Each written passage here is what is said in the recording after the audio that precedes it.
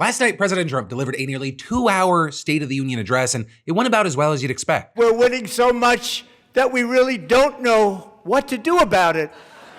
People are asking me, please, please, please, Mr. President, we're winning too much. We can't take it anymore. We're not used to winning in our country. There were shouting matches, a confiscated protest sign, will the Dems stand traps, and Medal of Freedom moments, and enough fact-checkable claims to really keep us here all week. But beyond the spectacle, there are real signs buried in the speech about where both parties are headed into the midterms, and that is what we actually need to talk about. Right, so let's start with one of the things that made this one memorable, and it wasn't the policy. Or when Trump asked the room to pledge that their priorities were protecting American people, not illegal aliens, Minnesota Representative Ilhan Omar just wasn't having it. And enact serious penalties for public officials who block the removal of criminal aliens.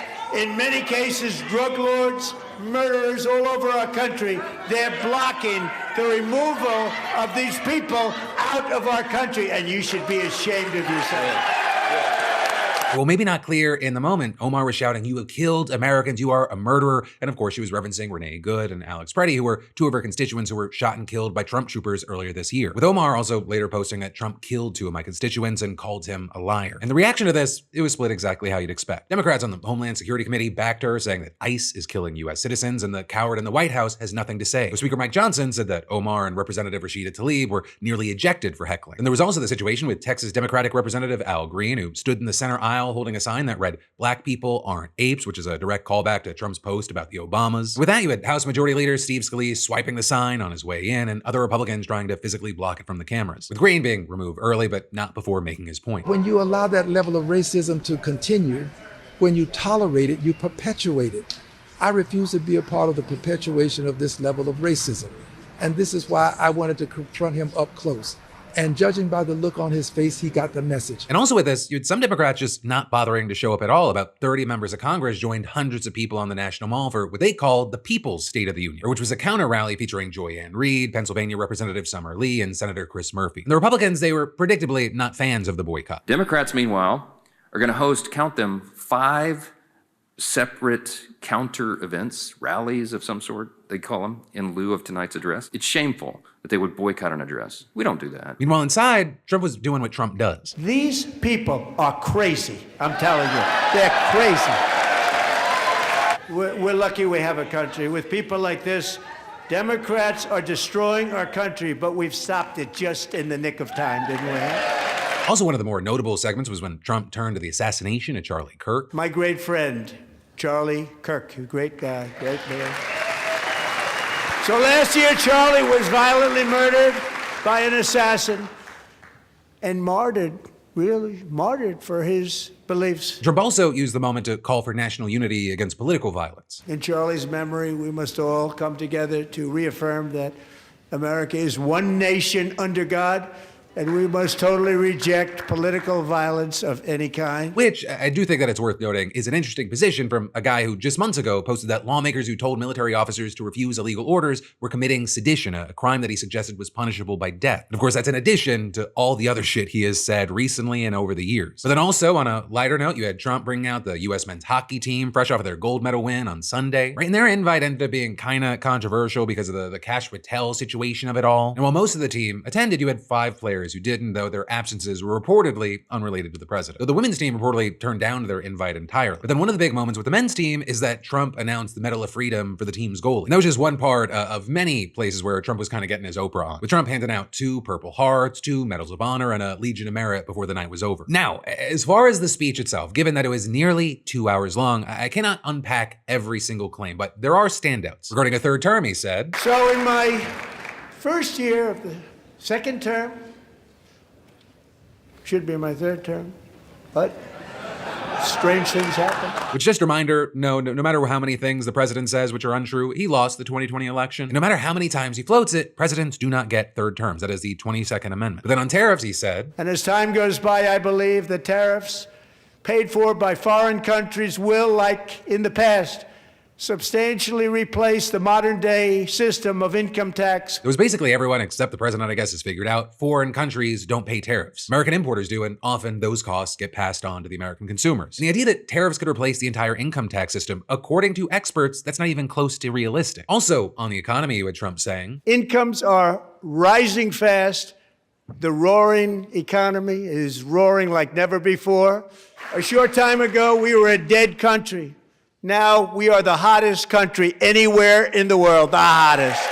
And with that, here's the reality of the situation. Inflation did hit a 4-decade high under Biden in 2022, but it was already declining by the time that Trump took office. And as far as incomes, after-tax earnings rose just under 1% last year, which is actually slower growth than Biden's final year. So Trump's main economic strategy right now seems to be insisting that a boom is happening while almost all Americans don't feel it in their daily lives. Oh, and he also claimed that he has secured $18 trillion in investments, which is a number that he's repeated multiple times without ever providing evidence. You've had many experts saying that is a figure that's either exaggerated, highly speculative, or both. Even the number on the White House is much lower, and it appears that it might include investments made under Biden. But then, moving on with the State of the Union on election fraud, you had Trump saying, I'm asking you to approve the Save America Act to stop illegal aliens and others who are unpermitted persons from voting in our sacred American elections. That cheating is rampant in our elections. It's rampant. Though again, Donald Trump has never provided evidence of rampant cheating. Even the Heritage Foundation's own voter fraud database, and this is a conservative source, includes only 85 allegations of non-citizen voting across 2 decades. But then, after Donald Trump finished his overly long, seemingly like just to set the record speech, he then had Virginia Governor Abigail Spanberger delivering the official Democratic response, and her strategy was clear. Make it about your wallet. Tonight, as we watched our nation's lawmakers gather for a joint session of Congress,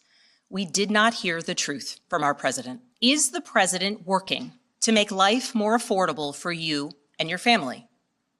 Is the president working to keep Americans safe both at home and abroad? Is the president working for you? With Spanberger hammering tariffs, cost of living, and healthcare access, along with calling out Republicans directly for enabling Trump. They remain unwilling to assert their constitutional authority to stop him. They're making your life harder. They're making your life more expensive. They're even making it more difficult to see a doctor. And it appears like, this is not just rhetoric, it's the playbook. You've got establishment Democrats pointing to Spanberger's double-digit victory in Virginia last November as proof that a disciplined, cost-focused message, it just works, and they want to replicate that nationwide heading into the midterms. So there, on that topic, as I've done for about a year now, I'm a big believer in you need different kind of Dems in different kind of areas. But, zooming out on this whole situation, a big thing to consider is that Trump walked into that chamber with a 39% approval rate. Understand, that is lower than any president during their first State of the Union. Well, of course, we're going to have to see what future polling shows a week from now, a month from now. You're already seeing some headlines calling this speech inconsequential. You've got surveys showing that he's bleeding support among independents, and reports suggest that Republicans are staring down a serious voter enthusiasm gap heading into November. And while Trump's MAGA base is not going anywhere, the base alone does not win midterms, especially when Trump himself is not on the ballot. And while again, specific races and specific locations are going to vary, generally speaking, it looks like Democrats are betting that pocketbook issues are going to carry them, and Republicans are betting that the culture war energy might hold them. So really, one of the biggest questions is whether last night, that State of the Union actually moves voters, or we all just kind of watch 2 hours of political theater that changes nothing. Well, a lot's likely to go down before then, but we'll find out in November. Right, and then there's more we've got to dive into in just a minute, but first, let me thank a sponsor and say, if your week's moving so fast, you're basically eating whatever's closest, or which, let's face it, Doritos is not usually the best choice, this is for you. Because today's sponsor, Factor, it's not a meal kit. It's food that's already done. And more importantly, it's good. Factor delivers fully prepared, dietitian-approved, chef-made meals. You just heat, eat, and pretend you planned ahead. No chopping, no pans, no what's the next meal spiral. Like when you have no time, it's the opposite of cooking. And my go-to lately has been their high protein meals when, I want to stay on track without becoming a meal prep person. And the ingredients actually feel adult. Lean proteins, colorful veggies, whole food ingredients, healthy fats. And they cut the junk. No refined sugars, no artificial sweeteners, and no refined seed oils. Plus, there's tons of variety, 100 rotating weekly options, plus Calorie Smart, Mediterranean, and really just anything depending on your goals. Meals also arrive fresh, never frozen, and you're eating in about 2 minutes. Like that's not cooking. It's a pit stop that's not eating up your day, no pun intended. So hey, just scan that QR code or go to factormeals.com/DeFranco50 off and use code DeFranco50 off to get 50% off and a free breakfast for a year. But then, diving right back into the news, we've got to talk about how the Trump administration is about to begin the next phase of its mass deportation campaign. Because you have the Trump administration now recruiting what they're calling deportation judges, and they have ads featuring shots from the dystopian film Judge Dredd with the tagline, "Deliver justice to criminal illegal aliens, save your country." And if that sounds to you like less of a job posting and more like a propaganda poster, yeah, that's kind of the point, because what's happening inside of America's immigration courts right now, it is a systematic dismantling and rebuild, and we need to talk about it. So here's where we are. Since Trump took office, the administration has fired nearly 100 immigration judges, with dozens more retiring early or resigning. I mean, over 200 gone in total. Even accounting for new hires, the bench has gone from 726 judges to roughly 553. That's about a quarter of the entire system wiped out. And understand, this was not a slow restructuring. The very first judge that Trump fired was dismissed mid-hearing and escorted out of the building on the spot. I asked multiple supervisors. I asked the Chief Judge of the United States and my supervisor why I was being fired. And they told me that they did not know why. She said that being removed like that, it sent shockwaves across the United States. And she's right? Because it's not just about her. It was a message. And today, 12 immigration courts have lost over half of their judges. 2 courts have 0 judges left. And it's not just the bench. The DOJ's Executive Office for Immigration Review also gutted about 75% of its attorney advisors and over half of all court supervisors. More than 400 support staff gone. So every remaining judge, already buried under hundreds or thousands of cases, just inherited the caseloads of everyone who got fired. They fired me without any warning nor any explanation. As each judge gets fired, those cases are redistributed. The backlog gets longer. People have to wait longer for their hearings, and after their hearings, they have to wait longer for their decisions. Now here's where the strategy comes into focus, right? Because this isn't about shrinking the courts, it's about reloading them. And in fact, you had one of the fired judges saying it plainly, saying you are telling every judge that is left that they better not be following the law or their conscience, that they need to apply the law as you are interpreting it. And those replacements, they're being recruited through those deportation judge ads that I mentioned at the beginning. And understand that label matters because immigration judges are supposed to impartially consider each case, which could mean deportation, but could also mean granting asylum or legal status. Calling them deportation judges is like calling police officers deadly force officers or trial juries conviction juries. They're telling you what the outcome's supposed to be before the case even starts. Or as a Syracuse University immigration analyst put it, the label declares that the position requires not adjudication, but preordination, effectively turning courts into deportation factories and judges into mindless functionaries. And the person that's running this hiring spree is Darren Margolin, Trump's pick to head the Executive Office for Immigration Review. He's actually a former immigration judge who says that he retired in early 2024 out of disgust with the Biden administration, claiming that he felt like, and this is a direct quote, a co-conspirator in treason. He also believes that there are 25 to 30 million undocumented immigrants in the country, which is at least double the best estimates from the Pew Research Center. And so that's the lens which these new judges are being selected. And so far, Margolin says he's received around 1,700 applications, and while he hasn't said how many have been hired, the first cohort are reportedly starting by the end of this month. And all of this is he's also pushing to limit the appeals process on deportation orders, meaning that once the decision comes down, there'd be fewer ways to challenge it. So with all this, taking a step back and looking at the full picture, we're in a situation where if you're an immigrant in the system right now, ICE agents may ambush you outside of a courthouse after a routine check-in. You have posters in the lobby of immigration buildings literally encouraging people to plead guilty and self-deport. And now the judge deciding your case may have been specifically recruited not to weigh the facts, but to deliver a predetermined outcome. And as far as the Trump DOJ's response to all this, you had a spokesperson telling NPR that the administration is, quote, restoring integrity to our immigration system after what they called 4 years of de facto amnesty under Biden. But that, as you have many critics and experts saying, what's actually happening is the opposite of integrity. It's the removal of independence from a system that only works if judges are free to follow the law, not a mandate. And whether you support stricter immigration enforcement or not, the question everyone should be asking is, do you want a court system where the outcome is decided before you walk in the door? Because that's not following the law, that's not pursuing justice, that's not enforcement, that is theater, right? And actually, while it's not theater, but instead a very consequential drama, we gotta talk about how the Secretary of Defense just gave one of the biggest AI companies in the world an ultimatum. Drop your ethical guardrails and let the military use your tech however it wants, or we'll force you to. Right? That's not what's being reported from multiple outlets after what's been described as a heated meeting between Pete Hegseth and the CEO of Anthropic. And the implications here, it goes way beyond one company and one contract. And for some background here, Anthropic, the company behind the AI model Claude, is one of the several AI firms that have started working with the military. In fact, last summer, they entered into a $200 million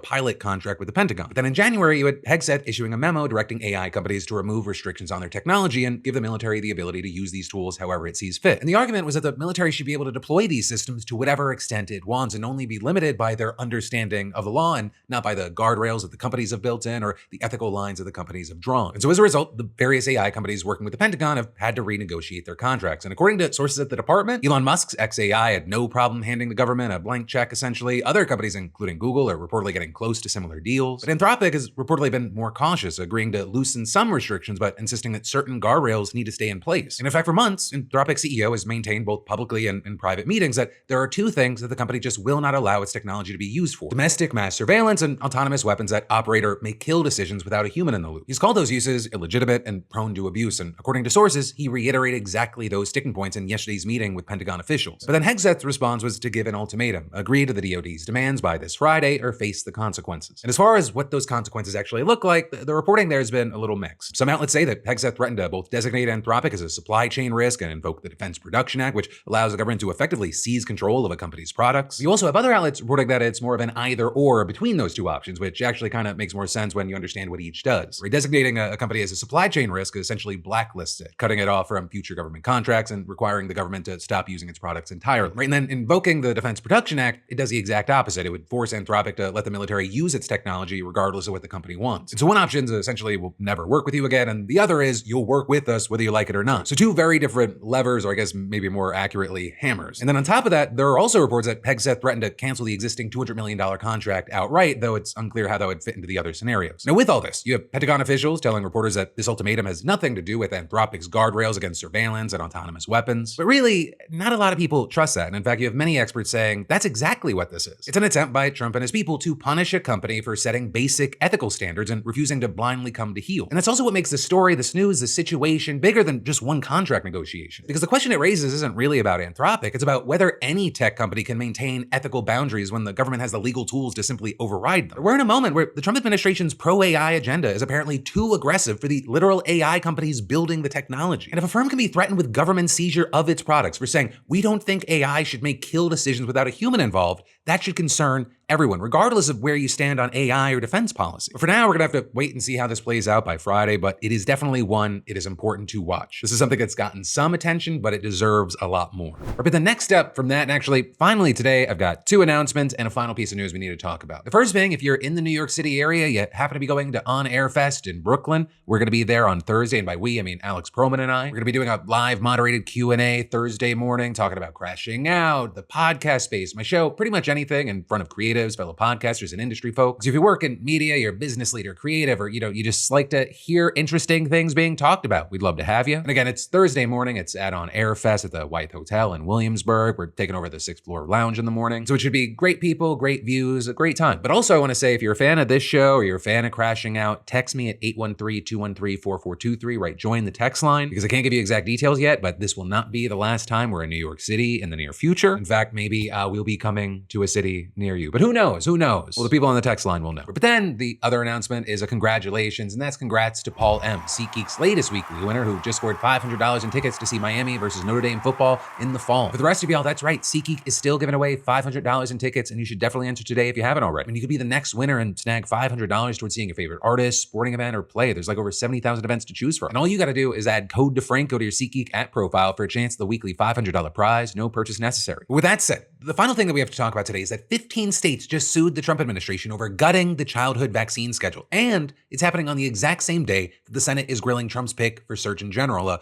wellness influencer who repeatedly refused to say that vaccines don't cause autism. We need to talk about both of these things because together they paint a pretty alarming picture of where US public health is headed. So as far as the lawsuit, yesterday, a coalition of Democratic-led states filed suit asking a judge to roll back the CDC's decision last month to stop recommending 6 key childhood immunizations: hepatitis A, hepatitis B, flu, meningitis, RSV, and rotavirus. With that decision shrinking the recommended childhood vaccine schedule from 17 to 11. Instead of encouraging every child to get these shots, the new CDC guidance says that they should only go to high-risk kids or when a doctor specifically recommends them. And so with all this, you have the lawsuit alleging that RFK Jr. bypassed the established advisory committee and skirted the legal framework that's been used to make vaccine recommendations for decades. And it also claims that the changes weren't based on any scientific evidence, instead relying on comparisons to countries like Denmark, which experts have pointed out has nationalized healthcare in a population smaller than New York City. So not exactly apples to apples. And the lawsuit also targets RFK Jr.'s decision to fire all 17 members of the Vaccine Advisory Committee and replace them with vaccine skeptics, calling that move illegal. And this isn't even the only legal challenge. A separate coalition of public health organizations has also sued to reverse the guidance. But again, what makes this timing striking is that as these lawsuits are piling up, the Senate was simultaneously holding a confirmation hearing for Casey Means, Trump's pick for Surgeon General, the nation's top doctor. Now, Means is a medical doctor, which is more than you can say about RFK Jr., but she also dropped out of her residency and doesn't have an active license to treat patients. Instead, you have this person who built her public profile as a wellness influencer and entrepreneur, largely by casting doubt on the broader medical system, right? Promoting raw milk, disparaging birth control, and most notably, expressing skepticism about vaccines and spreading the debunked claim that they're linked to autism. That last point was the focus of today's hearing, with Senator Bill Cassidy, chair of the Senate Health Committee and a physician himself, warning Means that the Surgeon General has a responsibility to fight vaccine skepticism, not fuel it. And while you had Means repeatedly insisting that she is not anti-vax, her actual answers told a different story. Or when pressed by multiple senators, including Cassidy, she repeatedly refused to explicitly say that vaccines don't cause autism. Do you believe that vaccines, whether individually or collectively, contribute to autism? Senator Cassidy, you're a physician, I'm a physician. The reality is that we have an autism crisis that's increasing, and this is devastating to many families, and we do not know, as a medical community, what causes autism. The administration has just committed a huge amount of funding to look at the exposome of all environmental factors that could be contributing to autism. And until we have a clear understanding of why kids are developing this at higher rates, I think we should not leave any stones unturned. Means also wouldn't directly answer whether she'd encourage parents to vaccinate their children against measles, even as Cassidy pointed out that children have died from the disease during outbreaks that surged since Trump took office. We're on the verge of losing our measles elimination status. Would you encourage other mothers to have their children vaccinated against measles with the MMR vaccine? Like you, I'm a physician. I believe vaccines save lives. I believe that vaccines are a key part of any infectious disease public health strategy. And I would work with you, the CDC, the NIH, ACIP, But would you FDA. encourage mothers to vaccinate their children with the MMR vaccine, seeing how we've had children die in this outbreak in South Carolina? I'm supportive of vaccination. I do believe that each patient, mother, parent needs to have a conversation with their pediatrician about any medication they're putting in their body or their children's bodies. You're the nation's doctor. Would you encourage her to have her child vaccinated? I'm not an individual's doctor, and every individual needs to talk to their doctor before putting a medication in their body. I absolutely am supportive of the measles vaccine, and I do believe vaccines save lives and are an important part of the public health strategy. Means also wouldn't commit to encouraging Americans to get flu vaccines either, shots that prevent millions of illnesses and save thousands of lives every year. We've had a tough flu season this year. Would you, as past Surgeon Generals have, encourage Americans to get vaccinated with the flu vaccine? At the risk of sounding repetitive, I do think it's very important as a physician and to rebuild trust in public health to make sure that patients are encouraged to have informed consent with their doctor before getting any medication. I believe vaccines save lives.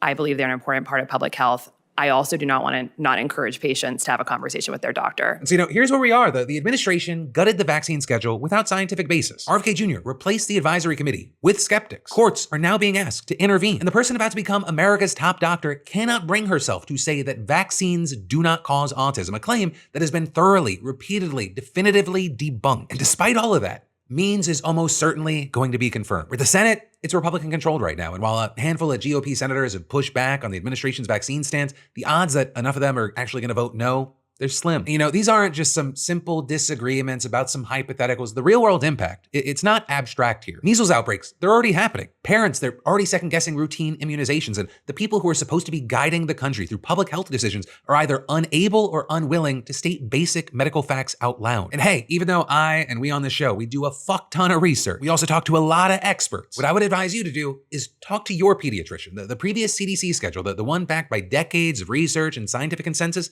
it is still the gold standard. And your doctor can walk you through what's recommended for your child, regardless of what the current administration is saying. And as far as if you're wanting to do something politically, you want to push back that way, you can contact your senators, especially if they sit on the health committee. And or you can try to support organizations like the American Academy of Pediatrics and the Immunization Action Coalition that are actively fighting to preserve evidence-based vaccine policy. But that, my friends, you beautiful bastards, is the end of your Wednesday Philip DeFranco show dive into the news. And today, actually, you have just so much more a click away, whether you want to watch that brand new podcast of Crashing Out with myself and Alex Perlman that just came out today, or if you want to do a little catch up you missed last night's Philip DeFranco show, I got you covered as always. Thank you for watching. I love yo faces, and I'll see you right back here tomorrow. Don't you tell me this is unprecedented time, motherfucker. I'm a millennial. I lived through too many goddamn unprecedented times. Homie, you were in it.